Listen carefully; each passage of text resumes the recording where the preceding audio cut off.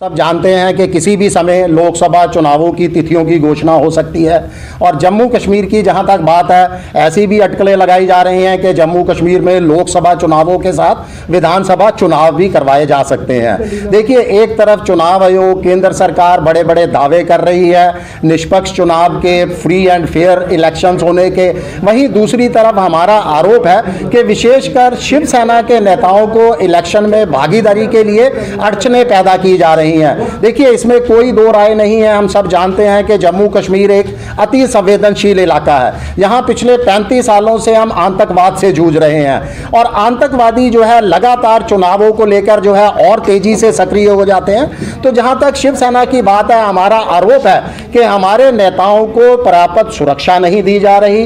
Party के प्रचार प्रसार करने से लगातार जो है वो रोका जाता रहा है। हाल ही के अंदर मैं कुछ उदाहरण भी दूंगा कि हाल ही के अंदर हम 9 मार्च को जो है कश्मीर के अंदर थे, श्रीनगर में हम पार्टी का प्रचार प्रसार करने के लिए पहुंचे थे।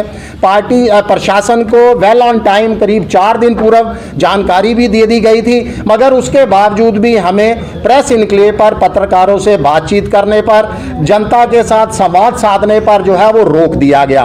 हमें जबरन, जबकि जम्मू कश्मीर को भी भारत का अभिन्न अंग कहा जाता है, हमें कश्मीर में घूमने फिरने तक की इजाजत नहीं दी गई। जबरन हमें जम्मू की तरफ वापस भेज दिया जाता है। इसके साथ ही जब हम वहां पर एक कार्यक्रम का आयोजन करते हैं ईदगाह के अंदर, ईदगाह बाग के अंदर, तो वहां पर जो है हमारे जिन्होंने हमें पार्टी हमें ज्वाइन किया था, कई नेताओं को वहां जो है धमकियां दी जा रही हैं। उनके घरों के अंदर अनजान और संदिग्ध लोग जो है वो एंटर करते हैं, जिसकी कल पुलिस को जानकारी भी दी गई, मगर उसके बावजूद पुलिस की तरफ से किसी तरह की उनको सुरक्षा मुहैया नहीं करवाई गई। हाल ही के अंदर हमें शेख रमज़ान है, जिन्होंने शेख इमरान, जिन्होंने जो है बीजेपी के छोड़कर जो है हमारी पार्टी का दामन थामा था। बीजेपी के ऊपर भी ये काफ़ी अच्छे स्टेट लेवल के पद पर थे।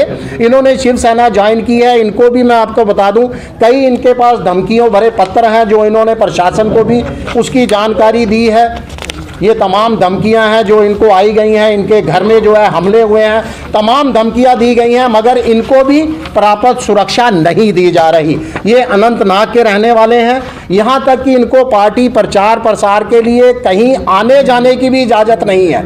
अनंतनाग के अंदर जरूर इनको सुरक्षा दी गई है, मगर अनंतनाग के बाहर घूमने की इनको इजाज़त नहीं है। अगर ये कहीं जम्मू में भी आते हैं तो इनको साथ में सुरक्षा कर्मी नहीं होते। शायद प्रशासन ये सोचता है कि इनको ये धमकियां अनंतनाग में मिली हैं, तो शायद अनंतनाग में ही आतंकवादी गतिविधियां सक्रिय हैं और पूरे जम्मू कश्मीर में नहीं हैं। मैं उनको याद दिला दूं कि कश्मीर संभाग के साथ साथ अब जम्मू संभाग में भी आतंकवाद जो है वो सर चढ़कर बोल रहा है। देखिए, चुनाव आयोग की टीम भी इस समय जम्मू कश्मीर के दौरे पर है, तो हम तमाम जम्मू कश्मीर की इकाई ने सोचा है कि हम उनसे मुलाकात करेंगे, उनको एक ज्ञापन भी सौंपेंगे। मुझे भी जम्मू कश्मीर का जो है पदभार संभाले हुए प्रदेश अध्यक्ष का 5 साल हो चुके हैं। इस दौरान हमने जो है इलेक्शंस में पार्टिसिपेशन के लिए भी हमने घोषणा की है।